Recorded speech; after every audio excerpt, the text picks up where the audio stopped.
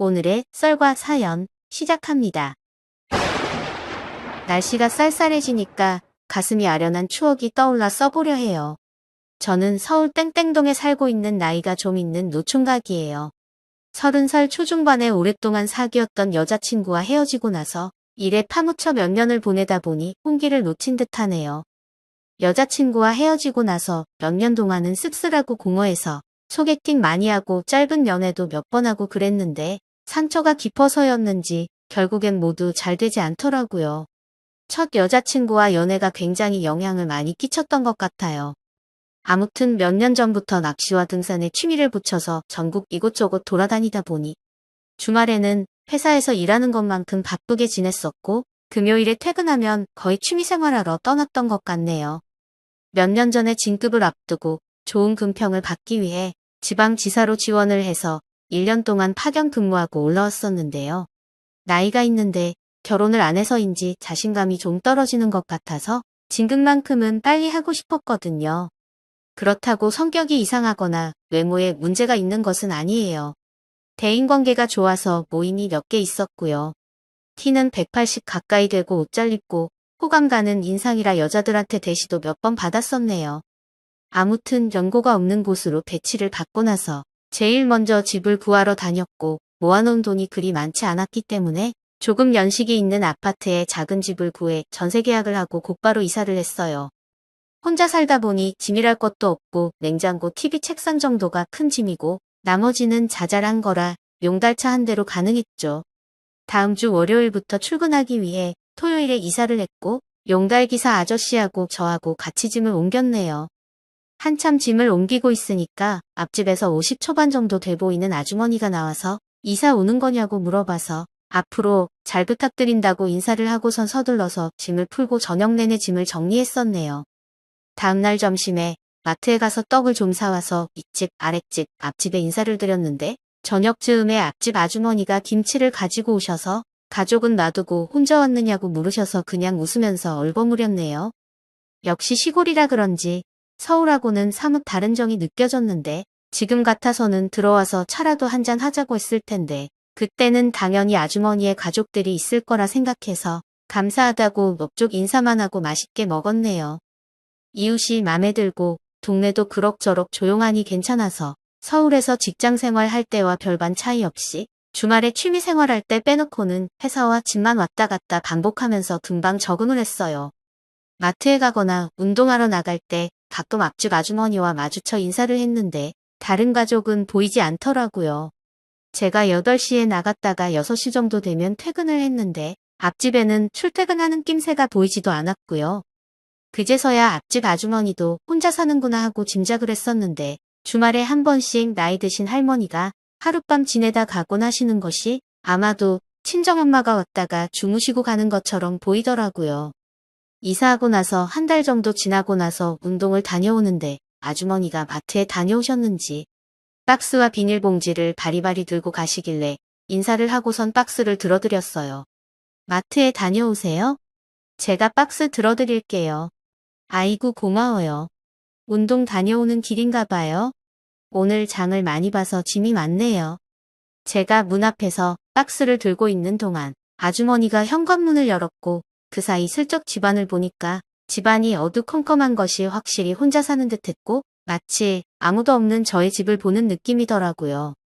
들어줘서 고마워요. 이거 세일하길래 많이 샀는데 맛 좀 봐보세요. 하시면서 수입 맥주 2캔과 과자 2봉지를 주셔서 이번에도 넙죽 받고 인사를 하고 집으로 들어왔네요. 이사 온 날은 김치를 받고 이번엔 맥주까지 받다 보니 시골이라 그런지 인심이 좋고 좋은 이웃을 만나서 다행이다라는 생각만 했었지요. 그날은 그렇게 맥주 한 캔 마시면서 하루를 마무리했어요. 회사 일에 파묻혀 바쁜 일상을 보내면서 주말에는 보통 낚시나 등산을 갔는데 가을에 접어들면서 날씨가 쌀쌀해져 주말을 집에서 보내는 경우가 많아졌지만 한동안 아주머니를 보지 못하고 몇 달이 흘렀네요. 날씨가 화창한 주말 어느 날 하루 종일 집에서 영화를 보다가 날이 컴컴해져서 출출하긴 한데 밥 생각이 없어서 집 앞 동네 편의점 바깥 테이블에서 컵라면에다가 소주 한 병을 까서 마시고 있었어요. 식사 안 하고 여기서 라면 먹고 있어요? 앞집 아주머니가 편의점에 볼일 보러 오신 건지 인사를 하면서 편의점에 들어가셨다가 일 보고 나오시더니 편의점 야식 닭발을 테이블에 올려주셨어요. 식사를 하시지 라면을 먹고 있어요? 밥 생각이 없어서 소주 한잔 하고 있어요. 식사하셨어요? 이것도 같이 드세요. 매번 감사하네요. 괜찮으시면 소주 한잔 하시겠어요? 그날 오랜만에 마주치게 된 앞집 아주머니와 가볍게 소주를 마시게 되었는데 나이는 있지만 아직 미혼이라는 것과 시골에 내려온 이유 등과 같은 가벼운 개인사를 얘기하자 아주머니도 개인사를 얘기해 주시더라고요. 아주머니는 마을 외곽 제조공장에 다니셨는데 경기가 어려워져서 오랫동안 다녔던 직장에서 퇴직을 하시고 반년째 쉬면서 구직 활동을 하고 계신다 하셨고 가족 얘기는 하지 않으셔서 굳이 물어보지는 않았어요. 1시간 정도 얘기를 하니 소주 2병이 비워지고 저녁 날씨가 쌀쌀해져서 다음날 출근도 해야 해서 자리를 정리하고 둘이 천천히 걸어 집으로 왔어요. 이날은 아무 일 없이 서로 인사를 하고 각자의 집으로 들어갔네요. 이후 편의점 갈 때나 분리수거할 때, 운동할 때 마주치면 편하게 인사하면서 지내게 되었고 며칠 동안 마주치지 못하더라도 집안에서 앞집 문이 열리고 닫히는 소리가 들려서 아주머니를 의식하면서 지내게 되었어요. 어느 토요일 점심 즈음이었어요. 아침 일찍 일어나서 아점을 먹고 집안 청소를 하고 누워서 TV를 보고 있는데 초인종이 울려서 내다보니 앞집 아주머니더라고요. 완전히 다른 모습의 아주머니가 예쁘게 꾸미고 차려입으시고 문 앞에 서 계시더라고요. 결혼식장에 가야 하는데 아주머니의 차를 맡고 있는 차에 연락처가 없다면서 미안하지만 차 좀 같이 밀어달라 해서 주차장에 가서 차를 밀어드렸네요. 경비 아저씨를 불러야지 왜 나를 부르나 싶었지만 굳이 물어보지는 않았어요. 집에서부터 주차장까지 같이 걸어가는 동안 아주머니한테서 좋은 향수 냄새가 나서 한마터면 고개를 옆으로 돌리고 코를 대고 킁킁하면서 맡아볼 뻔했어요. 나이가 있어서 약간 통통하긴 했지만 꿈이니까 꽤나 예쁘장하시더라고요. 표현해보자면 분위기 있고 예쁘장하게 후덕한 중년 부인이란 표현이 맞을 것 같아요. 몇 달 동안 살면서 처음 보는 아주머니의 모습이다 보니 굉장히 강렬해서 몇 시간 동안 아주머니만 생각했네요. 혹시라도 아주머니와 인연이 될 수 있을까와 같은 가능성 없을 듯한 생각까지 하면서 아주머니에게 관심이 생기기 시작했어요. 그날 운동을 다녀와서 꿀잠을 자고 있는데 꿈속에서 초인종 소리가 들려서 잠이 깨고 나가보니 아주머니가 서 계셨고 결혼식장 갔다가 오는 길에 전어회를 사왔는데 혹시 식사 안 했으면 같이 식사하자고 해서 처음으로 아주머니 집에 들어가게 되었네요. 집안은 깔끔했어요. 혼자 사는 게 맞는 것 같았고 정리가 잘 되어 있더라고요. 잠시만 앉아있으라 해서 식탁에 앉아있으니 포장해온 전어회를 먹기 좋게 접시에 담아서 앞에 놓아주었고 소주도 한잔 하실 거죠? 하시면서 소주와 잔도 놓아주셨어요. 전혀 준비 안 된 상태에서 자다 일어나 아주머니 손에 이끌려 얼떨결에 아주머니 집에까지 들어와 어안이 벙벙한 상태였지만 소주 한 잔 받고 이게 무슨 상황인 것인가 생각하면서 한 잔 두 잔을 꿀꺽 넘기게 되었네요. 정신이 없는 시작이었지만 기름진 전어와 술이 들어가자 이내 마음을 가라앉히고 낮에 운전하는데 괜찮았는지 누구의 결혼식이었는지 물어보며 소주를 주거니 받거니 하면서 화기애애한 분위기를 만들어갔습니다. 아는 언니의 딸의 결혼식에 갔는데 속이 안 좋아서 식사를 거의 못했어요. 오는 길에 전어가 보여서 먹고 싶었는데 마침 앞집 아저씨가 생각나서 많이 사왔어요. 낮에 갑작스러운 부탁 미안하고 고마웠어요. 많이 드세요. 하시면서 아주머니는 저에게 소주 한 잔을 또 따라주셨어요. 이것저것 챙겨주시는 아주머니가 왠지 누님처럼 느껴지면서 내일 모레면 40인데도 아주머니가 챙겨주니까 괜시리 어린아이가 돼버린 듯한 기분이 들더라고요. 둘이서 소주를 주거니 받거니 하다 보니 5병을 마셨고 둘은 마치 오래된 친구처럼 편안하게 대화를 이어나갔네요. 재작년에 남편하고 갈라서게 됐어요. 독립해서 살다가 지금은 군생활 중인 아들이 있긴 하지만 혼자 사는 것도 좋더라고요. 저는 결혼하려던 여자친구가 있었는데 헤어졌어요. 그리고 제 이름은 김용석이에요. 말 편하게 하세요.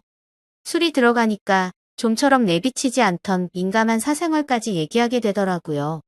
아주머니는 결혼식에 다녀와서 옷만 갈아입고 머리와 화장은 그대로여서 낮에 저를 설레이게 했던 그 모습이 그대로 남아있었고 눈앞에서 왔다 갔다 할 때마다 향수의 향이 은은하게 느껴졌어요. 아주머니는 주량이 엄청나신지 전혀 취한 것 같지가 않더라고요. 저 혼자만 잔뜩 취해서 얼굴이 빨개지고 혀가 살짝 꼬일 듯 말 듯 하면서 제가 좀 많이 취하자. 전어 많이 좀 드세요. 혼자 지내면 잘 먹어야죠. 아주머니가 웃으면서 저의 입에 상추쌈을 넣어주셨어요. 이것이 문제의 발단이었네요. 몸만 취했지 마음은 전혀 취하지 않았었거든요. 여자 혼자 사는 집에 초대받아서 둘이 앉아 술을 마시고 입에 음식까지 넣어주는데 어떤 남자가 돌부처처럼 가만히 앉아있을 수 있을까요? 그렇지만 저는 돌부처처럼 얼어붙어서 주는 음식 받아먹고 오물오물 씹기만 했어요.